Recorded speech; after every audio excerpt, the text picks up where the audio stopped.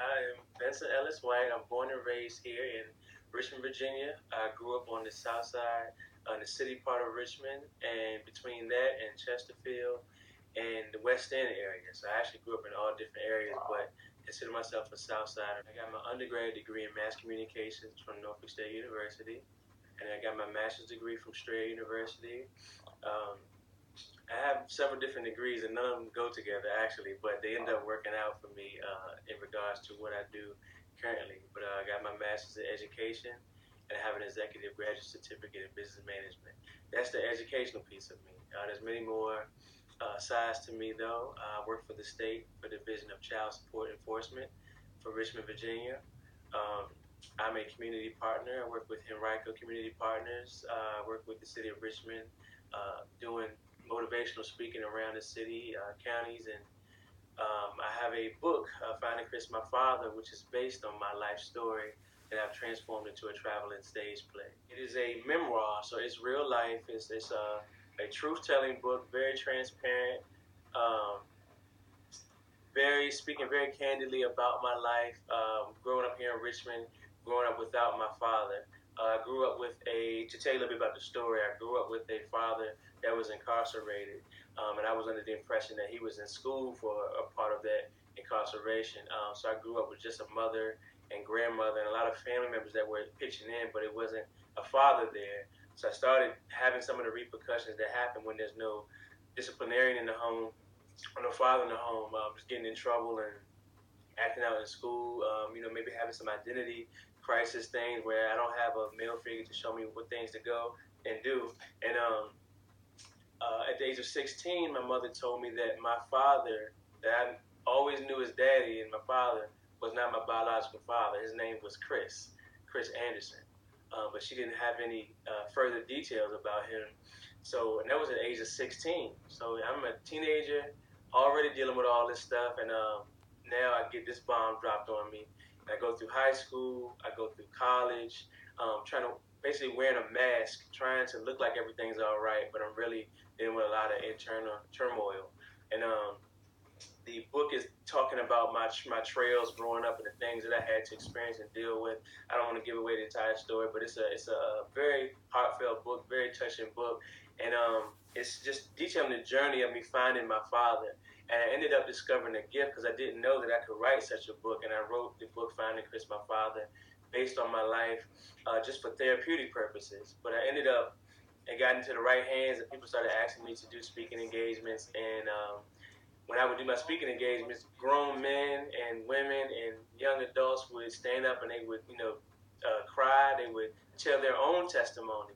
And that's when I realized that it was bigger than me and my book. And it was, I was being used as a vessel by God to be able to assist other people with their different turmoils and things that they were dealing with. And from that point, these two guys named Lamont Ferguson and Marlon Hargrave were at one of my events in Newport News, and they said, we see the reaction that's happening here. We'd like to turn this into a stage play. I didn't believe it at the time because in my mind, I couldn't see a stage play. I never done one before. But like I said, I realized it wasn't about me anymore. And a year later, we did casting. We had a stage play. We debuted it on September 5th of 2013 in the Portsmouth area.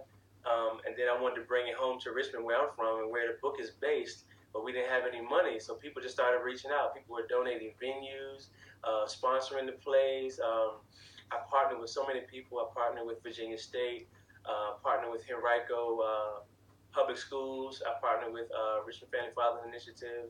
I partnered with Henrico Heroes, First Things First. All kind of different organizations were just latching on to the program and the story and the play. And now we've had 7 different plays so far that we've performed all around the state of Virginia. In regards to meeting him, well, there's one key piece. I found out later on that my father never knew about me. So in regards to the anger piece, I initially had a transference of anger, if you will. I carried anger for the person that I thought was my father, the one that was incarcerated in and out of jail, that was a habitual offender. I had anger for him because he wasn't there. He was always in and out. I found out about Chris Anderson, my father, and I immediately got angry saying, where was he at? I didn't find out till later on, and didn't really process it after finding out that he was never informed that he had a son. So I couldn't be mad at somebody that didn't know anything about me.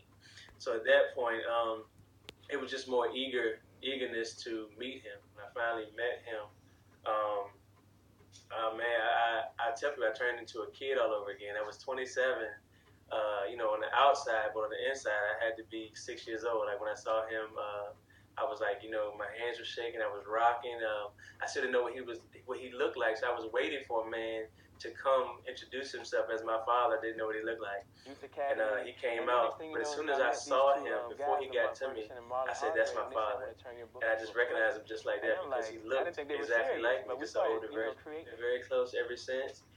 Regarding my stage play, Finding Chris, my father, he comes to every play. The stage play is traveling now across Virginia, various spots. What I plan to do is just keep the play going to different places. I'd love to expand outside of Virginia. There's still a lot of places in Virginia I haven't hit yet, but I can just see bigger things for it.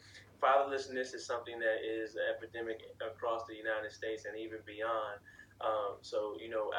That's my vision, to take it to a place like New York and Florida, DC, Cali. Obviously, this is kind of a thing that we're self-funding, so I would need sponsorships and the financial aspect. But I'm just believing in God that He's gonna make a way like He's done thus far. VW Enterprises is my newly formed LLC, my newly formed company. So I'm going to be having my books and stage plays underneath that.